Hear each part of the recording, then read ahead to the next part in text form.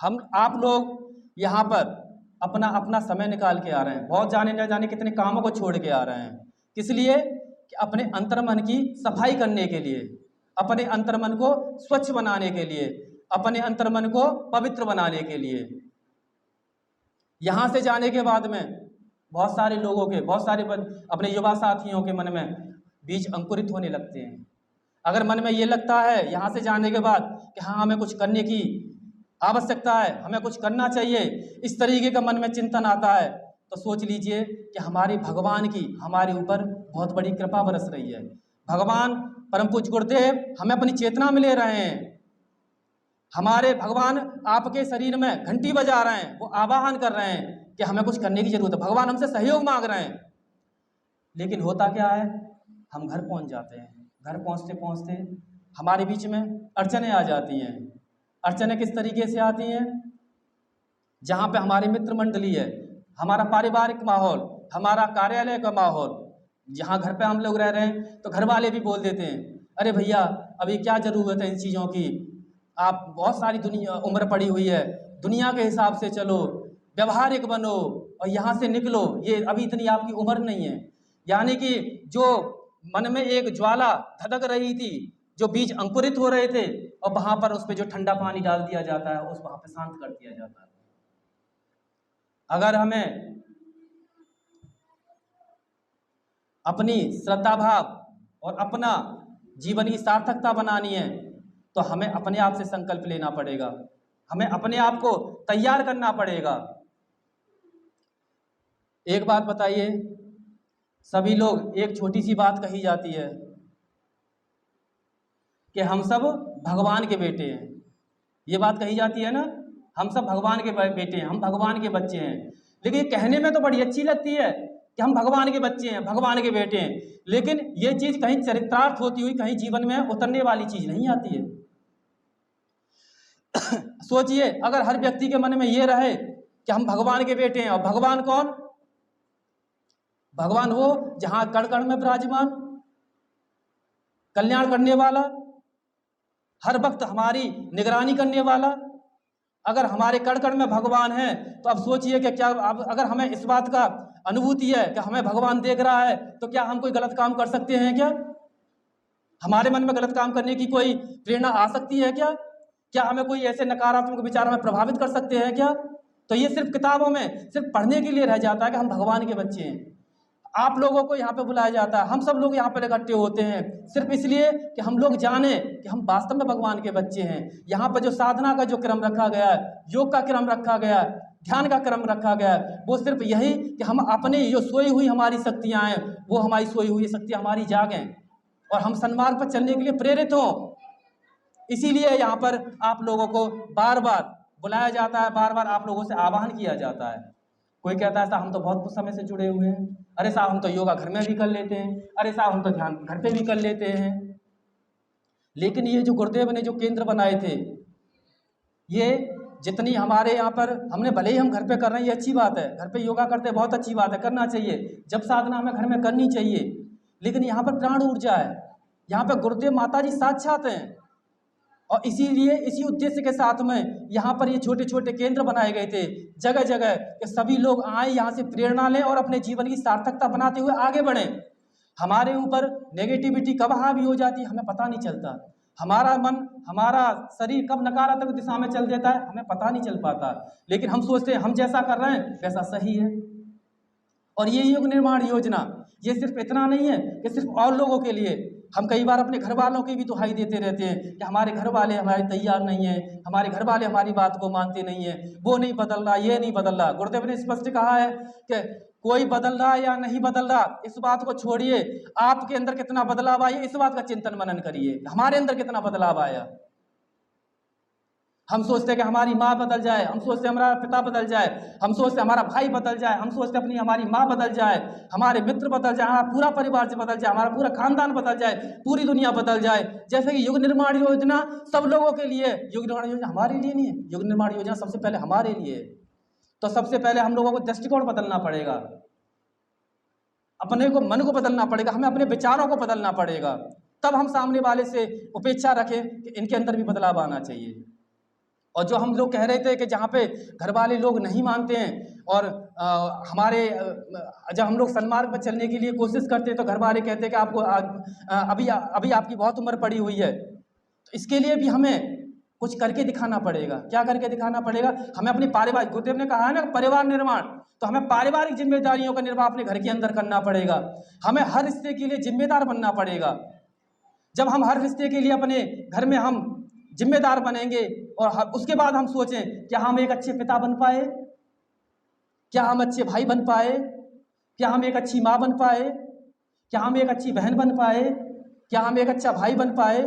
जब ये सारी चीज़ें और जब इन रिश्तों पर हम जब खरे उतरेंगे तो मुझे लगता है कि परिवार में भी हमें रोकने वाला कोई नहीं होगा। सन्मार्ग पर चलने से कोई नहीं रोक सकता हम लोगों के लिए। तो हमें वो जिम्मेदारियों का भी निर्वाह करना है। खाली ऐसा नहीं है कि हम सिर्फ माला लेके बैठे रहें, घर में काम बिगड़ रहे हैं लेकिन हम सोच रहे हैं कि हम तो सिर्फ जप साधना कर रहे हैं तो घर वाले अर्चन करेंगे। तो हमें अपना व्यक्ति निर्माण करना है, अपना आत्म परिष्कार करना है।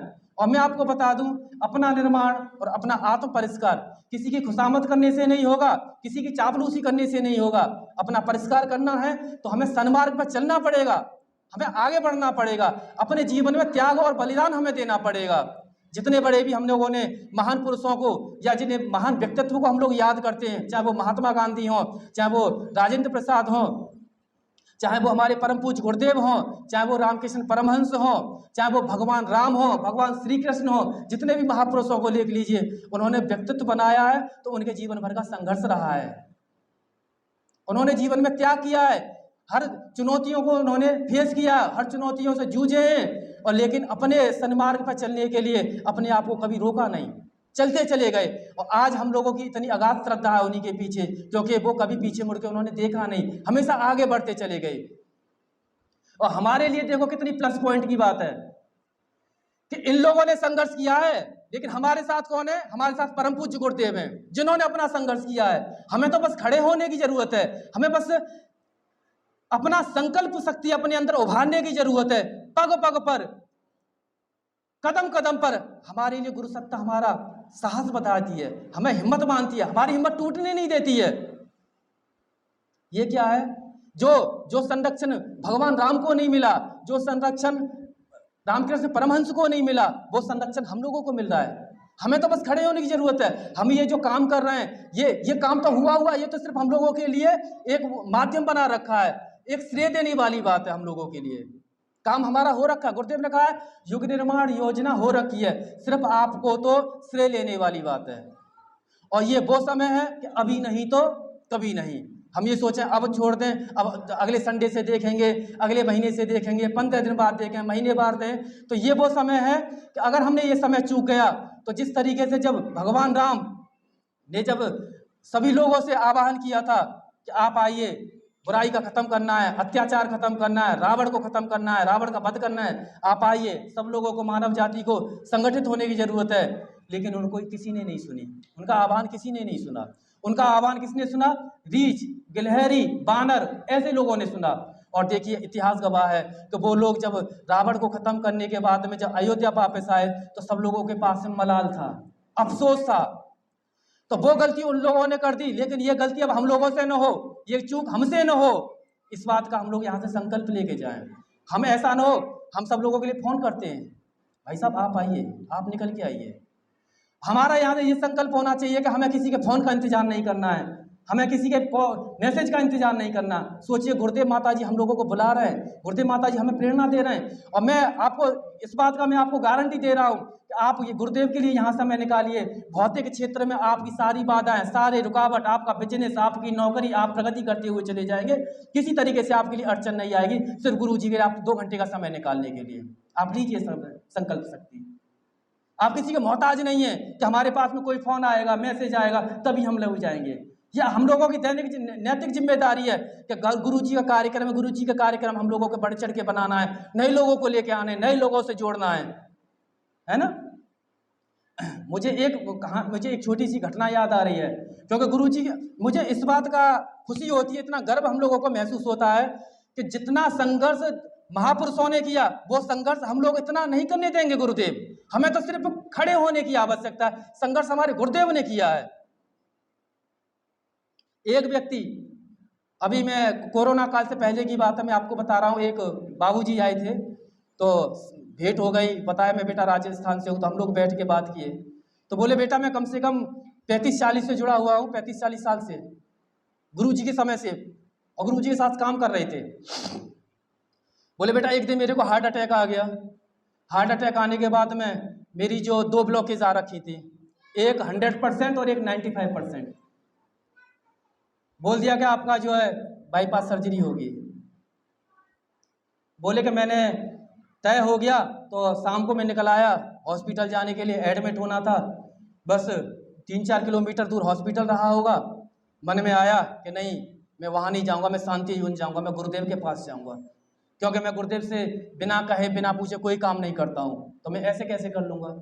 बोले ड्राइवर से कि गाड़ी को शांति कुंज डाल दो, शांति कुंज ले चलो। शांति कुंज चले गए, तो पहुँचे वहाँ पे गुरुदेव लेखन कर रहे थे। पहुँचे गुरुजी के पास में, कि गुरुजी के हाँ, कि कुछ दिन पहले मेरे पास में मेरे को हार्ट अटैक हो गया। कि अच्छा, 2 ब्लॉकेज बताई हैं, एक 100% और एक 95% बता रखा है। कि कहाँ है दिखाइए। तो उन्होंने टी-शर्ट ऊपर, कुर्ता ऊपर करवाया, लेकर कर रहे थे, और पेंसिल से क्रॉस का निशान बना दिया। बोले कोई जरूरत नहीं, कोई सर्जरी फर्जरी नहीं है, जा आराम से जा, काम कर भगवान का, गुरुजी का काम कर, हमने तुझे बोला जा, कोई दिक्कत नहीं है। आ गए तो गुरुजी ने ऐसे बोल दिया, खाना भोजन माता जी अपने चौक में ले गए, भोजन प्रसाद कराया, और वहाँ से अपना जो अपना साहित्य वगैरह जो सामान था सारा लेके अपना आगे वापस लग गए गुरुजी के काम में। 2 महीना हो गए, कोई दिक्कत नहीं हुई। 4 महीने हो गए, कोई परेशानी तो हुई नहीं। बोले ला एक बार चेकअप तो करा लूँ। चेकअप कराया तो वही 100% और वही 95%। हर 6 महीने बाद रिपोर्ट टेस्ट कराएं तो वही 100% 95%। और एक रिपोर्ट निकाल के बोले कि ये मेरी 3 महीने की रिपोर्ट है, 100% 95%। यानी 40 साल पहले, 35 साल पहले गुरुदेव ने कहा था, और वही 95% और 100% पे स्वस्थ। न चेकअप अपनी तरफ से कराते थे, ना कोई परेशानी नहीं हुई, कोई दिक्कत नहीं। और देखिए कैसे गुरुदेव की चेतना ने वहीं पर वहीं उस बीमारी को रोक दिया। कितना ख्याल रखते हैं गुरुदेव हमारा, हम लोग नहीं समझते हैं। मतलब इतनी बड़ी बीमारी और वहीं के वहीं रोक दिया कि कोई ऑपरेशन की जरूरत नहीं है, और टेस्ट करा रहे, रिपोर्ट में आ रहा है, लेकिन कोई दिक्कत ही नहीं हो रही है। और हर व्यक्ति की यही अभिलाषा रहती है, यही विश्वास रहता है कि गुरुजी मुझे सबसे ज्यादा प्यार करते हैं। हमें खड़े होने की जरूरत है। आप लोग बड़े त्यागी लोग हैं, आप बड़े पुरुषार्थ आप लोगों ने किया जो यहाँ पर आए हैं, है ना। तो हम लोग संकल्प लें कि हम लोग प्रत्येक रविवार को हम खुद तो अपना अंतःमन की, अपने सूक्ष्म मन की साफ स्वच्छता हम लोग बनाए रखेंगे। इस कार्यक्रम के माध्यम से हम नए लोगों को भी यहाँ पर लेके आएंगे, है ना। तो ये हम लोगों का संकल्प होना चाहिए, और साथ ही साथ नए व्यक्तियों को भी हम लोग जोड़ने का प्रयास करें। और जो हमारे परम पूज्य गुरुदेव हैं, सोच लें कि ये कोई साधारण व्यक्ति नहीं है, भगवान है, महाकाल का स्वरूप है। न जाने हजारों लाखों करोड़ों लोगों के जीवन का कल्याण कर दिया, न जाने कितनी समस्याओं का बिल्कुल एकदम समस्या उत्पन्न होने से पहले उसको खत्म कर दिया। लेकिन ये लाभ हम लोगों को जब ही मिलेगा जब हम गुरुदेव को अपना आत्मसात करेंगे, गुरुदेव के अनुशासन को अपने जीवन में लेके आएंगे। और जितनी भी जीवन में हमें चुनौती आएगी, हम उन चुनौतियों से घबराएंगे नहीं, हम आगे बढ़ेंगे, सतत हम आगे बढ़ने का प्रयास करेंगे। मैं दावा करता हूँ, मैं आप लोगों से यहाँ पे मेरे पास शब्द नहीं है, मैं कितने % आपको मैं बोलूँ।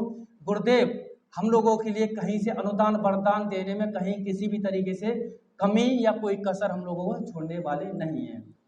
इसी बात के साथ में आप लोगों को धन्यवाद देते हुए कि ऐसे मौसम में बारिश हुई है और कितना मौसम खराब हुआ, लेकिन आप लोगों की संकल्प शक्ति का ही नतीजा है कि आप सब लोगों ने समय निकाला, आप लोग यहाँ पर आए, है ना। और हमारे बीच में आदरणीय मोहन शरण जी भाई साहब, जिनका जीवन पूरी तरीके से अपने गुरुदेव को न्यौछावर कर रखा है, पूरा समर्पित कर दिया, नौकरी करते हुए और नौकरी छोड़ने के बाद में भी। तो मैं आगे से मैं पूजा जी से कहूँगा कार्यक्रम का आगे का संचालन करें। आपका बहुत बहुत धन्यवाद।